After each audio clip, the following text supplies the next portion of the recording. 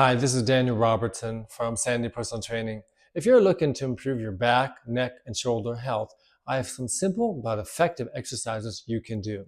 It starts with addressing the cause of this in the first place. So when a person is sitting wrong or too long, the rib cage is naturally going to drop down like this. And when that happens, the shoulders will drop with it and the head will have to poke forward simply because their joint position is out of line, and naturally the joints will start to go forwards like this, and the person will tend to get a straight neck. So that kind of looks like this. The curvature that they used to have, such as this, starts to go into a flat state, and the C4, C5, C6 commonly get too straight. And when that happens like that, the whole entire system can't work very well. Respiratory function goes down, shoulders round, so the tension will start to accumulate in the back of the neck, and the shoulder area, and the upper back. So as you can see here, naturally all these muscles are going to be overloaded, and thus they get weak, tired, stressed.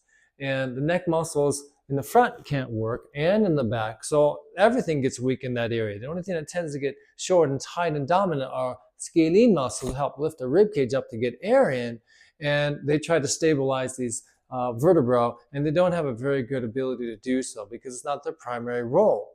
So with that process of the head poking forwards there, we simply need to keep the head where it's at, but start to move the vertebra backwards and create a fulcrum at that, typically that 5, 6 area, or even 4, so that you can restore the more natural curvature and prevent unnecessary disc degeneration. So I like to use a band and have my clients do it because it's very easy. I simply take a couple bands like this, wrap around that C5, C6 area, and I have them put their hands on a bench or a table like this and practice getting themselves into a chest up posture to work on thoracic extension while in neck extension.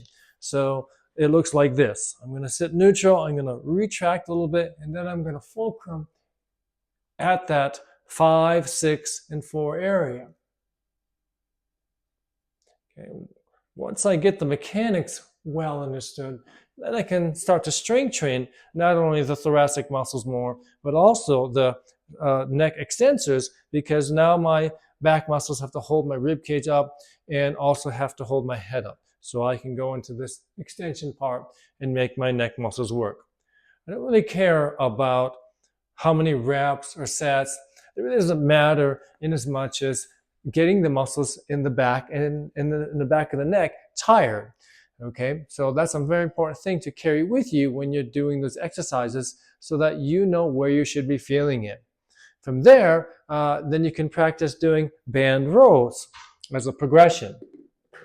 So I'm simply going to give an example of this. I'm going to grab those bands and I'm going to pull my shoulder blades back and retract my shoulder blades straight back, not up and not down and back. And I'm going to keep my head neutral. So I build in that functional strength that helps the thoracics work even more, as well as the muscles that move my shoulder blades back, rhomboids, trapezius, and the associated arm muscles and rotator cuff muscles to work as well. And if I don't want to use a band and I want to progress more, I can simply take some free weights, bend over, keeping that thoracic area up, not letting it round, retracting shoulder blades, tucking in the chin a little bit, and practice doing upright rows. So this process is a week by week process to build in more functional capacity. Once that part is done, then it's time to do the thoracic extension with the neck flexion.